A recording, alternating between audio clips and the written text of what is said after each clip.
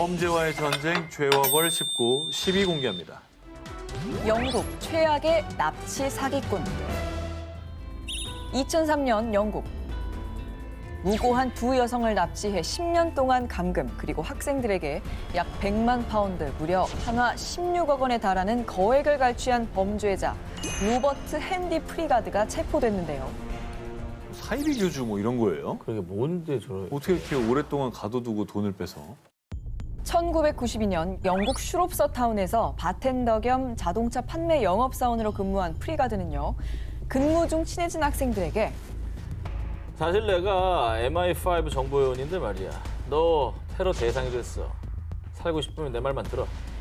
당시 영국은 아일랜드 무장단체들의 폭탄 테러가 빈번하던 시기로요.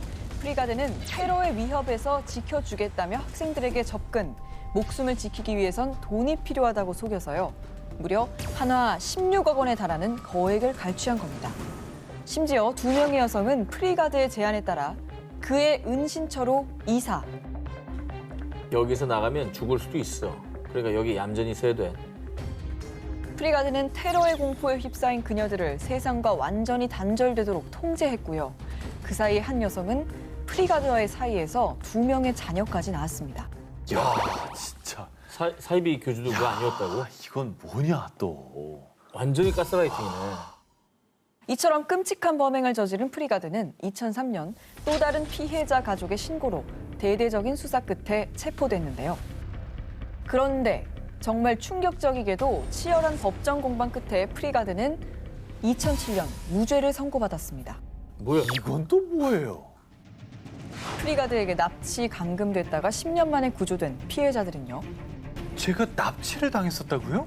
저 지금 테러 단체에 끌려가는 거 아니죠? 오히려 불안에 떠는 모습을 보였는데요. 알고 보니 피해자들은 10년 동안 자신이 납치당했다는 사실조차 인지하지 못했고요. 프리가드에게 완전히 동조돼 별다른 반항도 하지 않고 프리가드와 함께 지냈던 겁니다. 진짜 보호받고 있는 줄 알았던 거군요. 피해자들은 뒤늦게 자신이 속아서 납치된 사실을 알았지만요. 알았어? 법정에선 프리가드는 아, 내가 납치한 게 아니라니까요. 그 여자들이 자발적으로 나랑 같이 산 거예요. 강제 납치도 불법 감금도 하지 않았다고 주장. 무엇보다 프리가드의 범행을 입증할 증거가 없어서요. 결국 법원은 피해자들의 가출과 동거에 합의가 있었다고 판단해 불법 감금, 강제 납치 혐의에 대해서는 무죄를 선고. 프리가드는 2009년 5월 석방됐습니다. 범죄와의 전쟁, 죄와 벌 19, 6위 공개합니다. 살인범을 밝혀낸 소녀의 모모. 2019년 4월 방글라데시 18살 소녀 라피가 학교에서 온몸에 화상을 입은 채 발견. 라피는 병원으로 긴급 이송됐지만 결국 사망하고 말았습니다. 라피의 분신 자살인가 싶었던 이 사건은 명백한 살인 사건이었는데요. 에휴. 너무도 충격적인 사건의 진실. 사건 당일 라피는 복면을 써 얼굴을 가린 의문의 남성들에 의해 학교 옥상으로 끌려갔는데요. 성추행 고소한 거 당장 철회해. 안 그러면 너 죽여버릴 거야.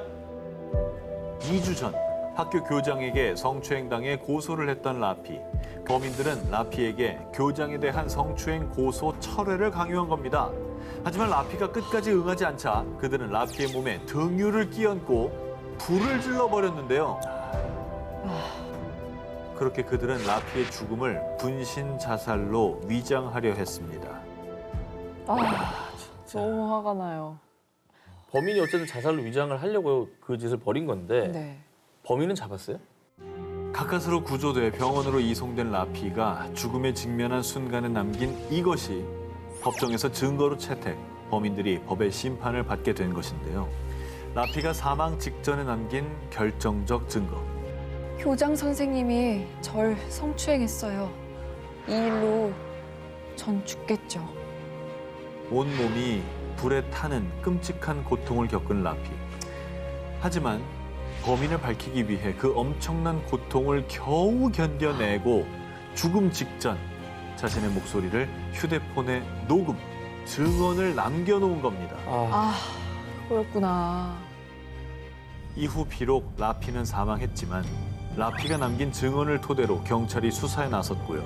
그 결과 교장이 성추행 사건을 무마하기 위해 라피를 청부 살해한 사실을 밝혀냈습니다. 결국 라피 살해에 연루된 범인 16명은 사형을 선고받았는데요. 죽어가는 순간에 남긴 결정적 증언, 말로 표현 못할 고통 속에서도 범인을 처벌하고 싶었던 소녀의 한 맺힌 마음 아니었을까요? 범죄의 전쟁, 죄와 벌 19, 5위를 공개합니다. 모모 들통난 살인자. 2004년 미국 마이애미. 당시 14살 중학생이었던 마이클 에르난데스는요. 평소 연쇄 살인범을 동경, 급기야 절대 해서는 안 될 짓을 저지르고 말았습니다. 화장실로 따라와봐. 보여줄 게 있어. 같은 반 친구 제이미 고프를 미리 준비한 흉기로 잔혹하게 살해. 결국 법정에선 에르난데스는 1급 살인 혐의로 가석방 없는 종신형을 선고받았습니다. 아니, 어릴 때잖아요, 이게.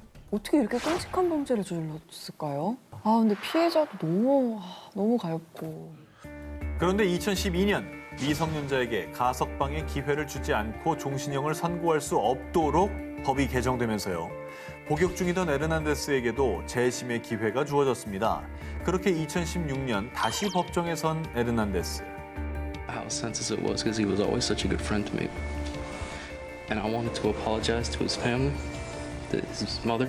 I had to learn over the years how wrong it was, what I did, and how much pain I caused you. 재판장에서 고개를 떨구고 참회의 눈물을 흘리며 반성하는 모습을 보였는데 난 너무 불안한 게 솔직히 연기일까 봐. 저게 진심이면 그나마 좋겠는데 근데 또 엄청 어린 나이였으니까 진짜 반성을 했을 수도 있지 않을까요? 그게 가만히 되고 반성하는 모습이 가만히 돼서 네. 감형해주는 쪽으로 가지 않을까라는 생각이 들긴 하는데요. 하지만 판사는 에르난데스에게 또다시 종신형을 선고. 화끈하네. 반성이 반영이 전혀 안 됐나 보네요. 자신의 죄를 반성하고 참회의 눈물을 흘리는 에르난데스를 지켜보던 검사는 네, 보여주기식 눈물 잘 봤습니다. 통화 내용을 내가 들어볼 거라고는 생각 못 했나 보죠? 에르난데스가 한 여성과 나눈 교도소 내 통화 녹취 음성을 공개했습니다. Well, why don't you practice your weekend learning how to cry? 뭐야? Oh my god. 야, I may have to stab myself. 와, 열받는다. Oh my God. You better bring a sharp object to the interview. You have something in your hand, Mr. Hernandez? No. Stab. Oh, see, I can... 야, 진짜 나쁜. 자기 죄를 여전히 반성을 안 하는 거잖아요. 날 좀 찔러볼까? 눈물 안 나면? 그러니까. 어떡하지? 뭐 이러고 앉았잖아 지금. 괘씸한 범인이네요. 저거는 가중처벌해야 돼. Bad one day. 통화 녹취 공개로 인해 드러난 에르난데스의 악어의 눈물. 법이 베푸는 마지막 운정인 가석방 기회마저 뻥 차버린 에르난데스는요. 2021년 4월 결국 감옥에서 지병으로 생을 마감했습니다. 자, 이 죄인에게 주는 벌의 목적이라는 게 처벌뿐 아니라 교화에 있는 거잖아요. 교화의 효과는 전혀 없었던 것 같고 이런 어떤 시스템을 역이용하려 한 점이 아주 악랄해 보입니다. 예.